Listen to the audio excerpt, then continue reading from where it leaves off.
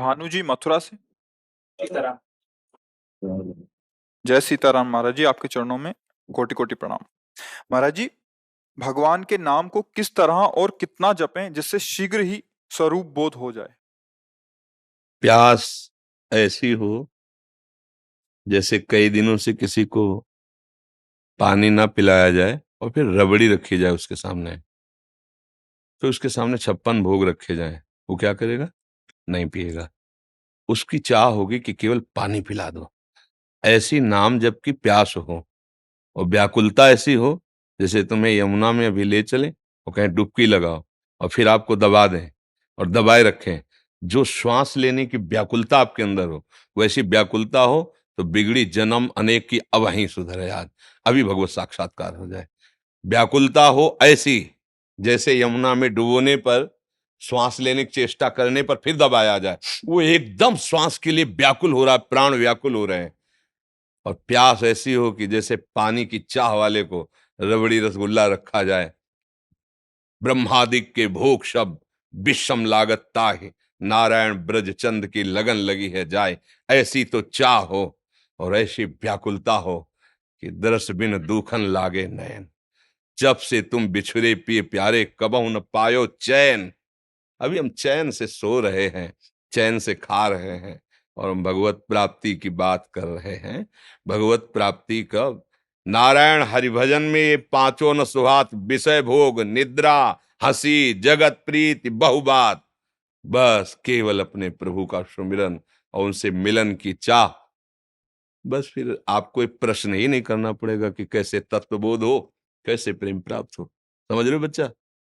महाराज जी, अशांति, भयंकर जलन अज्ञान के कारण या प्रारब्ध के कारण या फिर वर्तमान अपराध बन जाने के कारण होती है? सबका मूल अज्ञान ही है। वर्तमान का अपराध भी अज्ञान से ही होता है और पूर्व अपराध जो हुए हैं वो प्रारब्ध का नाम दिया जाता है, वो भी अज्ञान से हुई है। सबका मूल कारण दुख का, अशांति का, जलन का, क्लेश का, जन्म मरण का अज्ञान ही है। भगवान के चरणारविंद का आश्रय लेकर भगवान के प्रेमी जनों के द्वारा उनके श्रीमुख से निकले हुए वचनों को सुनकर उनकी आज्ञा के अनुसार जीवन हम अपना चलाए तो बहुत जल्दी हमें ज्ञान प्राप्त हो जाए, तो ये अज्ञान नष्ट हो जाए। अज्ञान नष्ट होते ही परम शांति की प्राप्ति हो जाती है। श्रद्धावान लभते ज्ञानम तत्परः संयतेन्द्रिया, ज्ञानम लब्ध्वा पराम शांति।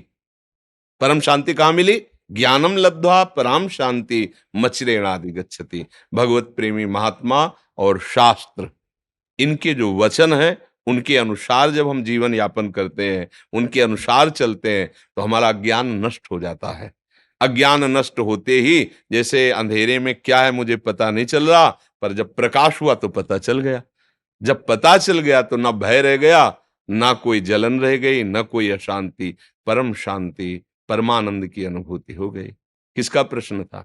हाँ बच्चा, खूब नाम जप करो, भगवद आश्रित रहो, माता पिता की सेवा करो। अभी नई अवस्था है, ब्रह्मचर्य पर दृष्टि रखो, गंदे आचरणों की वृत्ति वाले लोगों का संग न करो, दृश्य न देखो, वैसा बात न करो। बड़े भाग्य हैं जो आप परमार्थ संबंधी जिज्ञासा रखते हैं, पर इसकी अनुभूति के लिए जैसा आदेश हो गुरुजनों का, शास्त्रों का, वैसे चलने पर अनुभूति होगी। प्रश्न करना उतना लाभदायक नहीं होगा जितना आचरण में उतारना लाभदायक होगा। जैसे मानो आप प्रश्न तो पढ़ के भी कर सकते हो ना, किसी भी उद्देश्य से कर सकते हो।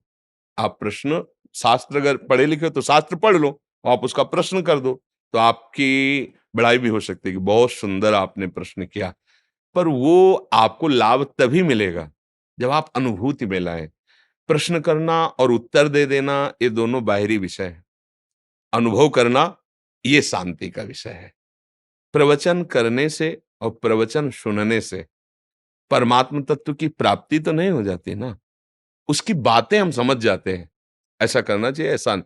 पर अनुभूति तभी होगी जब वैसा आप चलोगे, वैसा आप करोगे। नहीं तो फिर जैसे वेद उपनिषद में लिखा है, नायमात्मा प्रवचनेन न लभ्या न मेधया न बहुना श्रुतेन। बहुत प्रवचन करने वाले को भी ये नहीं होता जो परमानंद की, बहुत सुनने वाले को भी नहीं होता, बहुत बुद्धिमान को भी नहीं होता। होता किसको है? जिसने वर्ण कर लिया। मन वचन कर्म से मुझे भगवत प्राप्ति करनी है, और जैसा भगवत प्राप्त महात्मा कहते मैं अक्षरशः वैसा चलूंगा, चाहे प्राण चले जाएं, मैं उनके विरुद्ध आचरण नहीं। अब बात बन गई, स्वीकृति हो गई, अब आप आगे बढ़ जाओगे।